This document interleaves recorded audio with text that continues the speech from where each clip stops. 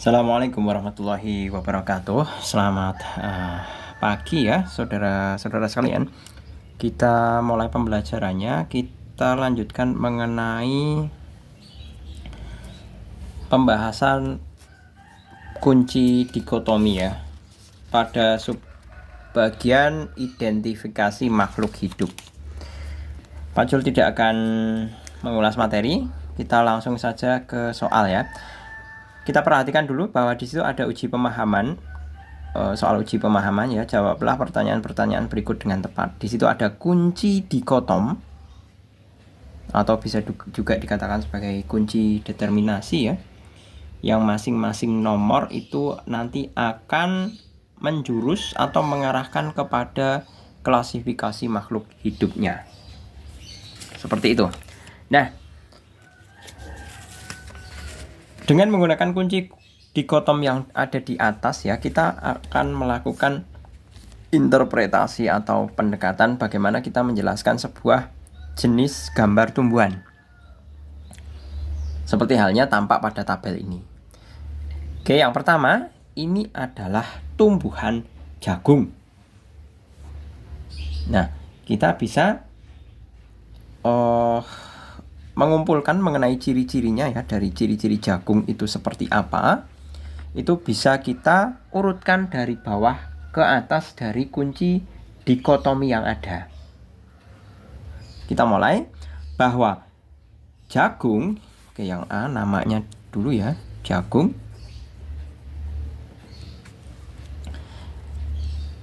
Jagung itu adalah tumbuhan berkeping satu, berarti Liliopsida, berarti otomatis 4A.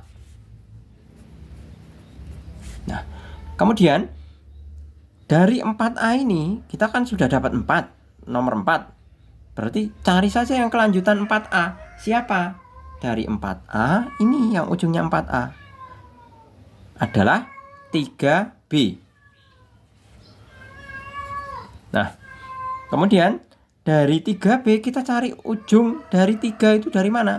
Dari ternyata ini 3. Berarti 1B. 1B. Selesai. Berarti jagung itu merupakan dalam sistem dalam kunci dikotomi itu memiliki ciri-ciri. Yang pertama adalah berkeping satu ya. Yang kedua, biji tidak berada dalam bilah strobilus. Yang ketiga, tidak menghasilkan spora. Jadi kalau dikatakan golongan ya berarti dia golongan apa? Golongan Liliopsida.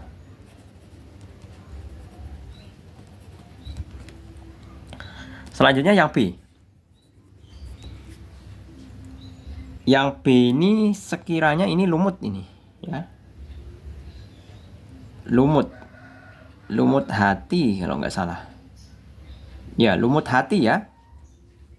Kalau kalau misalkan berwarna itu malah bisa nampak jelas, tapi ini lumut hati. Gambarnya hanya hitam putih, padahal belinya juga ini buku asli ya, bukan buku bajakan ya Pak Jul. Pak Jul itu selalu beli buku asli, bukan bajakan. Lumut hati kita identifikasi. Kalau lumut itu maksudnya adalah tumbuhan Bryophyta. Bryophyta atau tumbuhan tidak berpembuluh. Tapi dia memiliki klorofil, tapi dia tidak memiliki pembuluh atau jaringan pengangkut seperti halnya pada tumbuhan. Seperti itu. Jadi kita bisa tuliskan dari kunci dikotominya adalah 2A. Kemudian lihat saja ujung dari 2A. Berarti nomor 2 ya. Berarti 1A. 2, 1A. Selesai. Kemudian yang C. Yang C ini ada strobilusnya ini. Ini berarti jelas pinus ya. Tumbuhan pinus. Nah, tumbuhan pinus itu siapa? tumbuhan pinus itu merupakan golongan Gymnospermae. Nah, karena ini kan udah kelihatan ini ada strobilusnya, ya.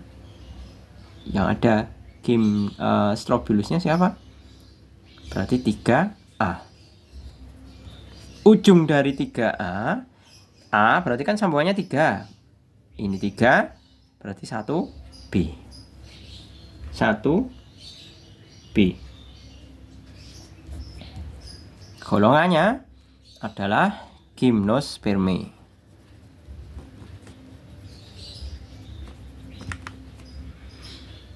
Nah, kemudian selanjutnya di sini ada tumbuhan paku ekor kuda. Ini paku ekor kuda apa paku tanduk rusa ya? Tapi nggak lancip-lancip itu. Kalau tidak lancip itu paku tanduk rusa. Ya, paku tanduk rusa. Paku tanduk rusa. Nah, golongan paku tanduk rusa itu termasuk golongan tumbuhan yang memiliki pengangkut atau Pteridophyta. Pteri pakai E ya, bukan pakai I. Pteridophyta. Pteridophyta itu golongan 2B. Terus 2 naik ke atas berarti 1A. Selesai. Ini jelas buah tomat. Yang E buah tomat ya. Tomat itu golongan tumbuhan berkeping 2 ya. Atau di sini nggak ada tumbuhan berkeping 2 ya. Adanya biji berkeping 1, yang satunya lagi biji tidak berkeping 1. Nah, berarti 4B. Ujung dari 4 adalah ini. Berarti 3B. Dari 3B, 3 ujungnya adalah 1B. Nah, siapa? Golongannya ya, maksud saya Magnoliopsida. Magnoliopsida. Selesai. Untuk yang nomor nomor 1 mengenai pemahaman kunci dikotom. Kita lanjut. Semua tumbuhan dikelompokkan dalam kingdom Plantae. Ciri-cirinya apakah yang membedakannya dengan kingdom Animalia? Plantae dan Animalia itu gampang sekali ya. Itu kalau gini, bab 1 ini ya, diingat-ingat ya saudara-saudara. Bab 1 ini, bab 1 di kelas 1 ini nanti ada sambungannya dengan bab 1 pada kelas 11. Loh kok bisa? Bisa. Di sini mungkin masih mempelajari sistem klasifikasi makhluk hidup. Jadi kita mengelompokkan ya dalam bentuk kalau ini kan subbabnya identifikasi makhluk hidup. Nah, nanti kalau di kelas 11 itu yang materinya itu akan membahas tentang struktur sel. Nah, nanti di situ struktur sel itu akan mempelajari mengenai perbedaan sel antara hewan dan tumbuhan. Nah, ini ada korelasinya, ada hubungannya dengan ini. Bagaimana ciri-ciri apakah yang membedakan antara kingdom Animalia dengan Plantae? Nah, yang paling mencolok adalah yang paling mudah kalau misalkan masih kelas 10 ya.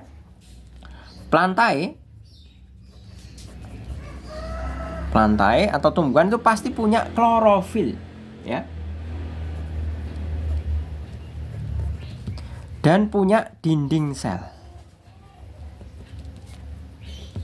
Dinding sel itu lapisan sel yang paling luar yang umumnya ada yang terbuat dari lignin, ada yang terbuat dari selulose, ada yang terbuat dari hemiselulose. Nah, ini nanti kalau di kelas 11 itu dipelajari pada perbedaan struktur sel hewan dan struktur sel tumbuhan.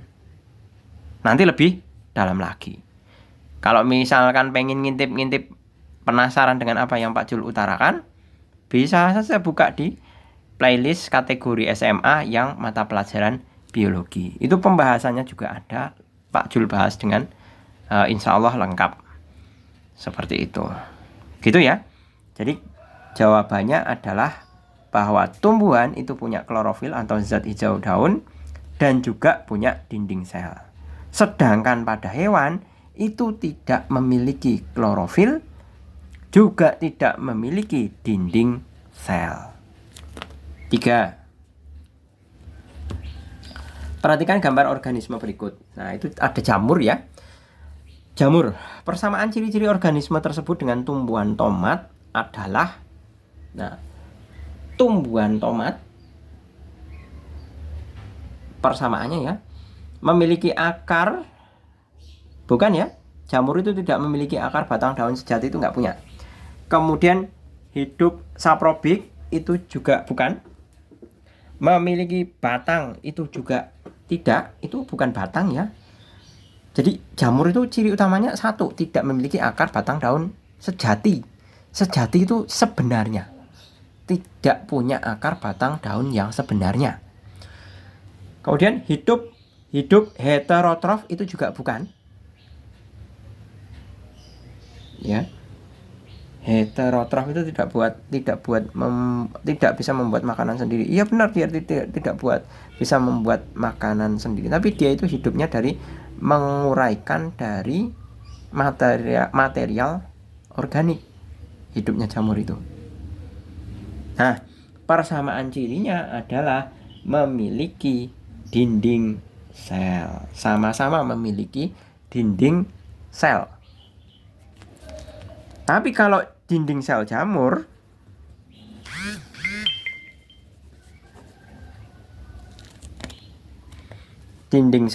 itu punya lapisan zat kitin. Kalau dinding sel apa? Kalau dinding sel apa ini tadi? Tumbuhan itu mengandung lignin, selulose, hemiselulose. Seperti itu.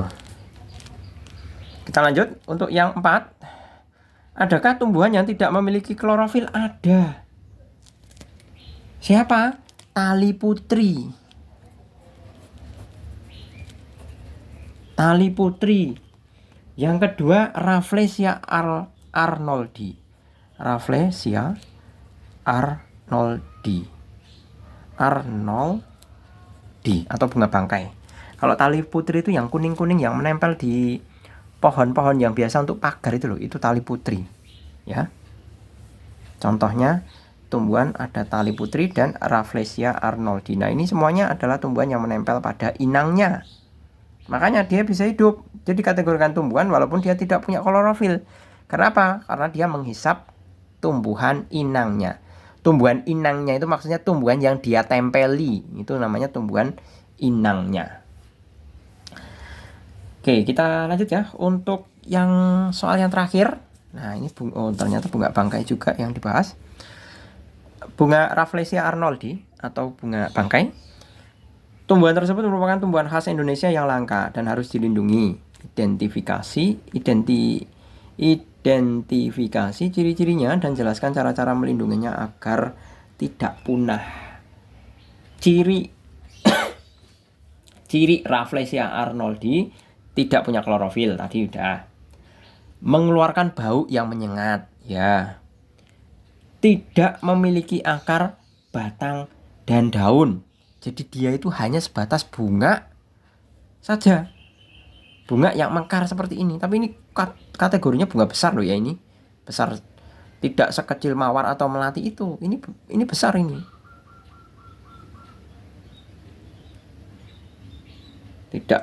Nah, hidupnya kenapa? Karena dia ya seperti tadi, tidak punya klorofil kok bisa hidup karena dia mensintesis tumbuhan inang. Seperti itu.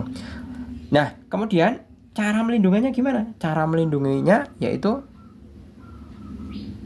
kira-kira adalah tidak boleh melakukan pemetikan, membuat penangkaran atau pengembangbiakan bunga Rafflesia arnoldi di kawasan hutan lindung atau kawasan-kawasan yang sekiranya bisa terjaga dari campur tangan manusia. Dalam artian tidak ada orang yang bisa merusak dari si Rafflesia arnoldi. Ini ada hubungannya ya dengan Thomas Stamford Raffles ya di materi sejarah kelas 11. Itu ada salah satu Rafflesia arnoldi. Raffles itu dari kata si Thomas Stamford Raffles. Jadi gubernur jenderal Inggris yang saat itu menjadi kepala di wilayah Nusantara itu Thomas Stamford Raffles pada saat penjajahan Inggris. Tapi cuma sebentar, tidak terlalu lama. Gitu. Kemudian cara yang lainnya tentunya tidak mengganggu tempat hidupnya atau tidak mengganggu habitat si Rafflesia arnoldi ini. Seperti itu. Begitu ya, itu beberapa cara untuk melindungi Rafflesia arnoldi agar tidak punah. Oke, gitu saya rasa cukup. Semoga bermanfaat dan bisa membantu kalian dalam belajar dan menambah khasanah wawasan ilmu pengetahuan. Terima kasih, selamat pagi. Assalamualaikum warahmatullahi wabarakatuh.